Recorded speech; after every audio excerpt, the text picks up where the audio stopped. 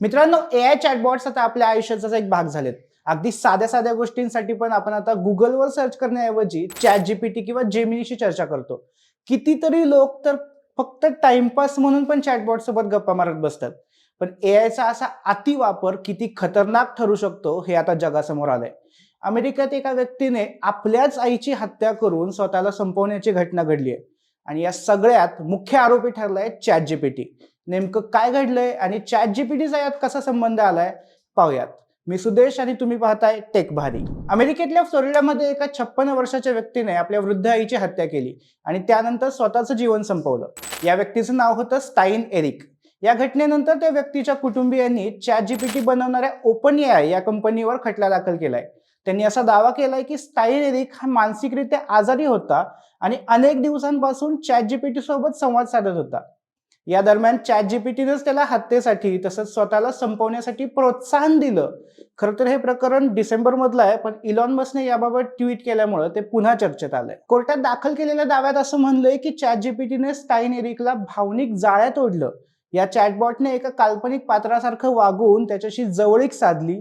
जेव्हा त्यानं मृत्यूविषयी विचारलं तेव्हा चॅटबॉटने त्याला थांबवणं गरजेचं होतं, पण त्याऐवजी चॅट जीपीटीने त्याला याबाबत प्रोत्साहन दिलं. त्यानं स्वतःला संपवण्याची इच्छा व्यक्त केल्यानंतर चॅटबॉटने चक्क त्याला याबाबत मार्गदर्शन केल्याचा आरोप कोर्टात करण्यात आलाय. या व्यक्तीने चॅट जीपीटी सोबत मारलेल्या गप्पांमधून अगदी धक्कादायक माहिती समोर आली. स्टाइन एरिकला असलेल्या मानसिक आजारामुळे त्याला वेगळे वेगळे भ्रम होत होते. एवढंच नाही तर आपलीच आई आपल्यावर लक्ष ठेवून आहे आणि तिला आपल्याला मारायचंय असं त्याला वाटायचं. तिच्याकडे असलेला प्रिंटर हा खरं तर एक मॉनिटरिंग डिव्हाइस असल्याचं त्याचं मत तयार झालं होतं. आपली आई आपल्याला जेवणातून विष देण्याचा प्रयत्न करते असंही त्यानं चॅट जीपीटीला बोलून दाखवलं होतं. चॅट जीपीटीवर असा आरोप आहे की चॅटबॉटने ही भीती घालवण्याऐवजी ती योग्य असल्याचं म्हणलं.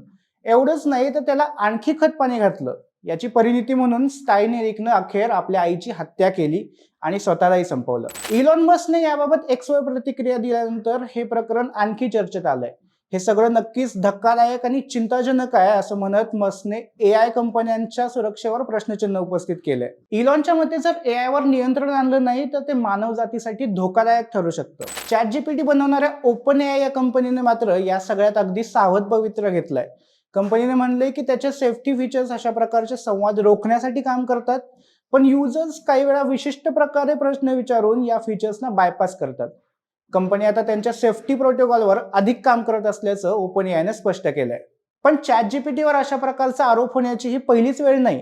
गेल्या वर्षीच्या ऑगस्ट महिन्यात कॅलिफोर्नियामधील एका 16 वर्षाच्या मुलाच्या पालकांनीही ओपन एआयला कोर्टात खेचलं होतं. आपला मुलगा ॲडम रॅनी याला स्वतःला संपवण्यासाठीच्या पद्धतींबद्दल चॅट जीपीटीने माहिती दिल्याचा आरोप त्यांनी केला होता.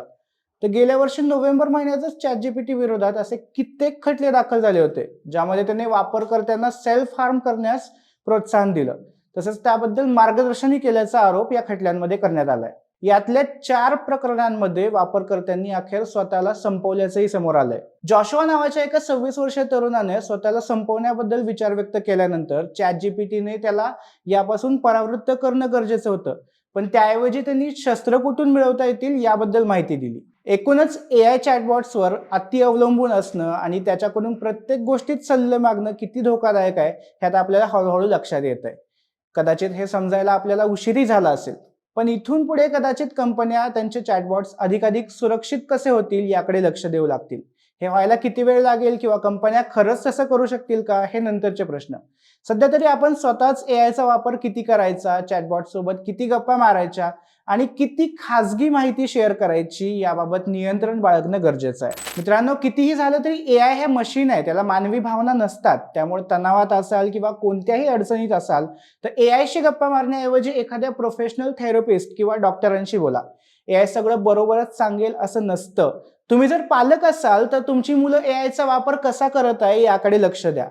टेक्नॉलॉजी आपल्यासाठीच आहे, पण त्याचा वापर सुरक्षितपणे आणि योग्य करा. याबद्दल तुम्हाला काय वाटतं हे आम्हाला कमेंटमध्ये नक्कीच सांगा आणि अशाच प्रकारच्या टेक संबंधी अपडेट्ससाठी टेक भारीच्या YouTube चॅनलला सबस्क्राईब करा.